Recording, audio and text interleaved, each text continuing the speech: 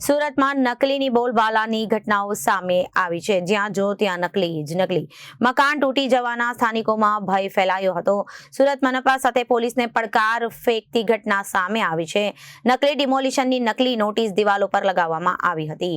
સુરતના ઉત્તરાણ વિસ્તારમાં આ ઘટના પ્રકાશમાં આવી છે, જ્યાં નકલી નોટિસથી અસલી ગરીબો મૂંઝવણમાં મુકાયા છે.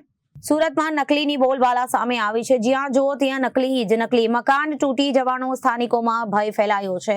સુરત મનપા સાથે પોલીસને પડકાર ફેંકતી ઘટના સામે આવી છે. ડિમોલિશનની નકલી નોટિસ દિવાલ પર લગાવવામાં આવી હતી. નકલી નોટિસથી અસલી ગરીબો મૂંઝવણમાં મુકાયા છે. દરેક ગલીમાં ઘર તોડવાના નોટિસનો ઉલ્લેખ કરવામાં આવ્યો છે. સુરતના ઉત્તરાણ વિસ્તારની આ ઘટના છે. વિચિત્ર ટીખણકર્તાઓએ ભારે ઉહાપોહ મચાવી દીધી છે. સુરતમાં ઉત્તરાણ વિસ્તારમાં આવેલી તાપીનગર વિભાગ 2 સોસાયટીનો આ બનાવ છે. હું બાબુસિંહ વિજયસિંહ રાજપૂત તાપીનગર વિભાગ 2 માં રહું છું.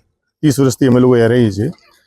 અહીંયા રાતના કોઈ 2:30 વાગે આવી એક મ્યુનિસિપાલિટીની નોટિસ ચપકાડી ગયા છે.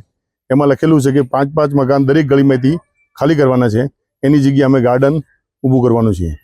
તો અહીંયા જે માણસ રહે છે એ બધા સામાન્ય જાતના માણસ રહે છે. કોઈ મુઝમ્સ ખાતામાં કામ કરે, કોઈ જરીમાં કામ કરે, કોઈ બકાલું વેચે છે, કોઈ કડિયા કામ કરે છે. તો એવી રીતે આ લોકોના 11 બાય 20 મકાનમાં રહે છે.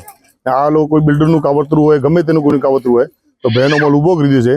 અહીંયા ભય બહુ મોટું થઈ ગયું છે. તો અમે મ્યુનિસિપાલિટી જાણ કરતા કે મ્યુનિસિપાલિટી કહી ગયા કે અમારી કોઈ એવી નોટિસ મોકલાવી નથી, બરાબર, તમે પોલીસ ફરિયાદ કરો. પોલીસ ફરિયાદ મેં કીધી છે, સાહેબ અમારી ફરિયાદ લઈ લીધી છે, પણ સીસી કેમેરા જોઈ પછી આગળ કાર્યવાહી કરીશ. Bureau report, Janadesh news, Surat.